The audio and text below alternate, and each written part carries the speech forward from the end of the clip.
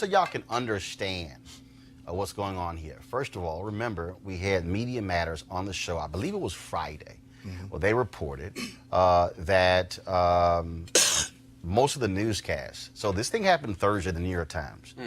It wasn't until about 9:30 p.m. that night did CNN and MSNBC really cover this story. Okay. We also know that based upon a service that analyzes shows, the Fox News primetime shows, Sean Hannity, Laura Ingraham, Tucker Carlson, have not mentioned Steve King at all since Thursday. But he also was a frequent guest on their shows. So this is no shock as well.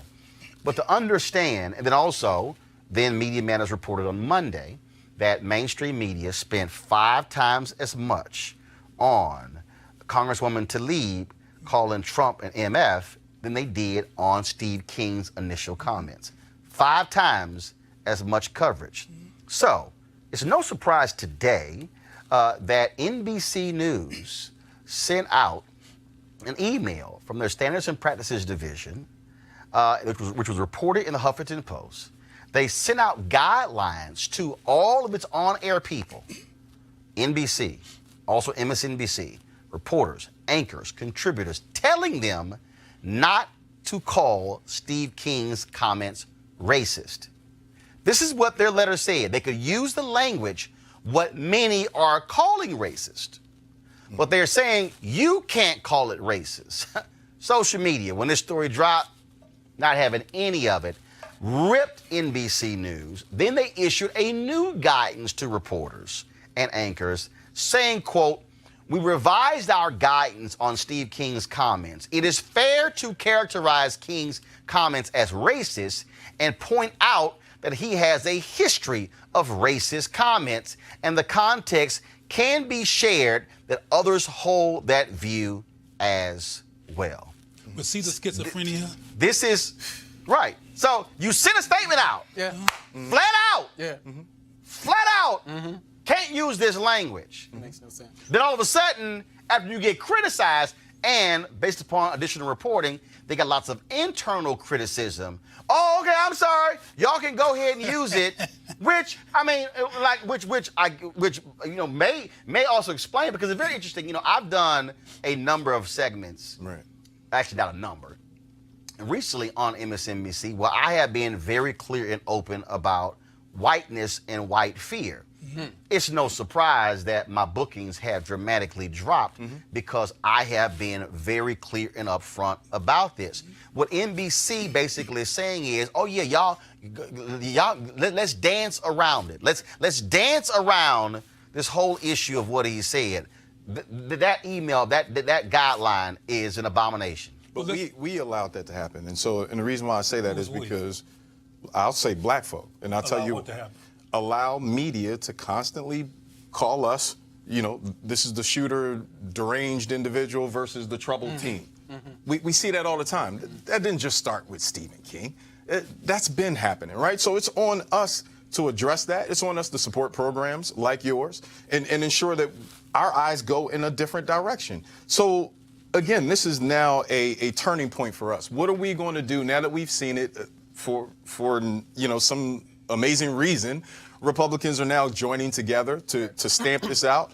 Now let's push the envelope together as a people. That's the only way we're going to move. But see, going to come back again. What you're dealing with here, Cleo, you're dealing with, and again, white media executives controlling the narrative. This is not just we're offering suggestions. No, this is them saying, do not say this.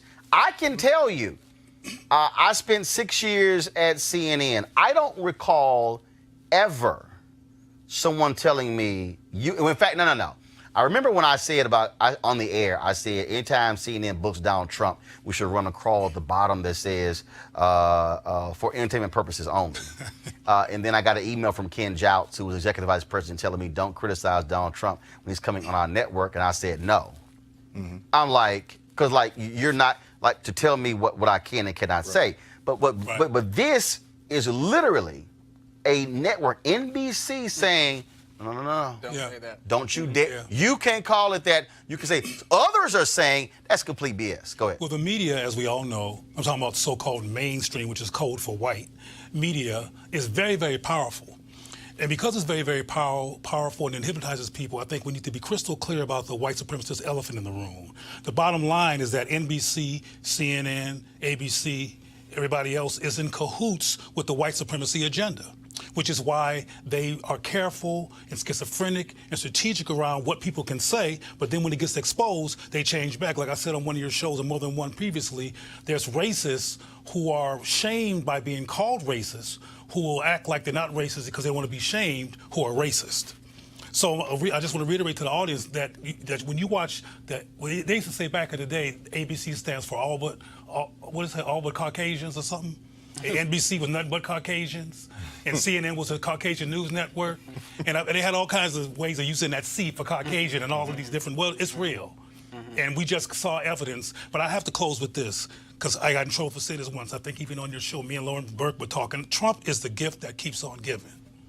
The culture that has arisen as a result of his being in the White House, because I can't even imagine before him getting into the White House, there had been an explicit conversation on the congressional floor about white supremacy being a problem. I don't think it's ever happened before. Am I right or wrong? Well, it may have come up during the civil rights movement, but not to the extent that you had this conversation here. And again, Malik, go ahead. Yeah, and I kind of disagree with that. I don't think that this is because of Donald Trump. It is. This is not because of Donald Trump. It is. Because before Donald Trump, there was the Tea Party. And so before the Tea Party, there probably was some element. No.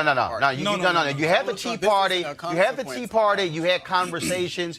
You had discussions. And racism, showing up to rallies. Not white supremacy. But you literally have never had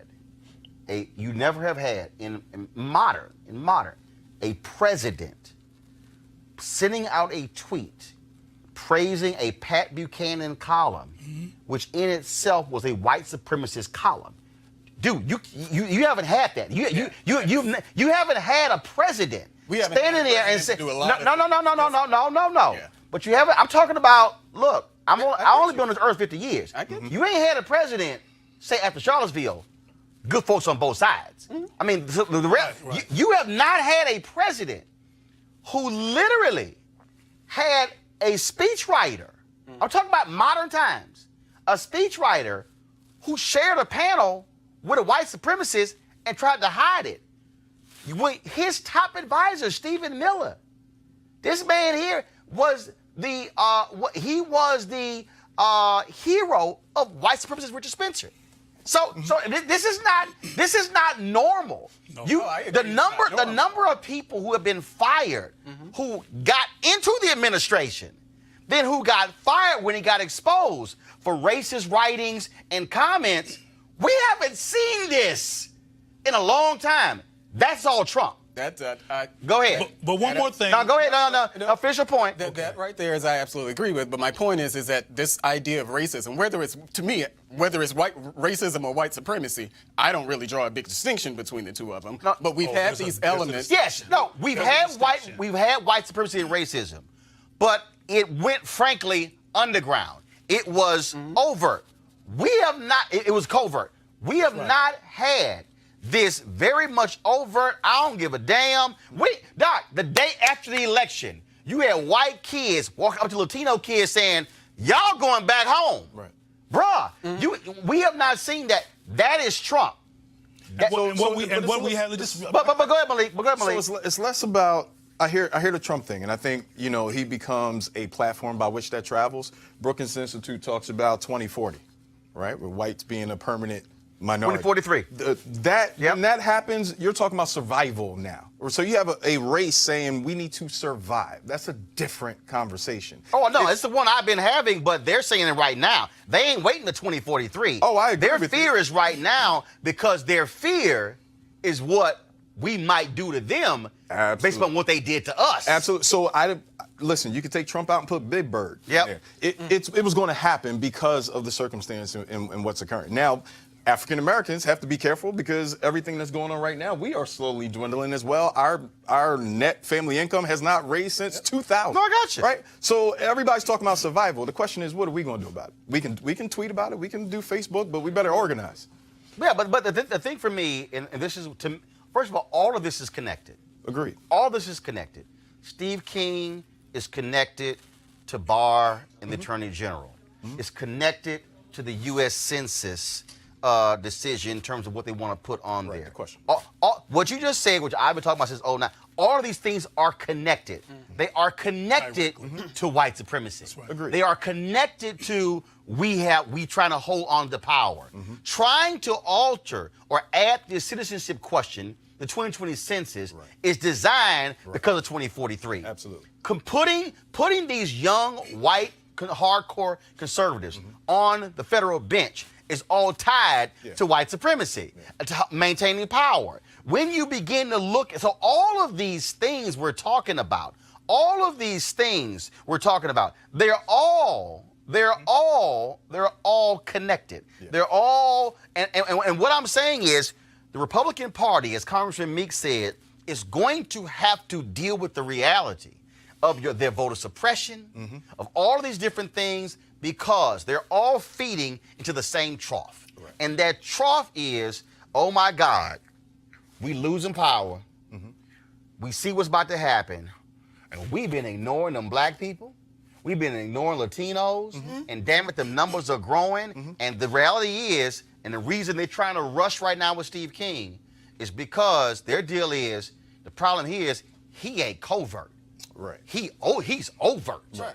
And it's like we got to somehow we got to just put you in a cocoon, and it's like, no, baby, if you're gonna deal with Steve King, it's a bunch of other people bunch of others, you right. got to deal with. All right, folks, back to our Roland Martin Unfiltered video in just one moment. A lot of us, of course, are focused on getting ourselves healthy and well in this new season, 2019. Some folks want to do it for weight. Some want to do it to improve their golf game, like yours truly. Others want to do it just to feel better as well. And so, how do we get better? How do we improve our health? Well, one of the ways is actually through a cleanse. And of course, the folks at D Herbs Full Body Cleanse, they have partnered with us. I'm actually doing it right now.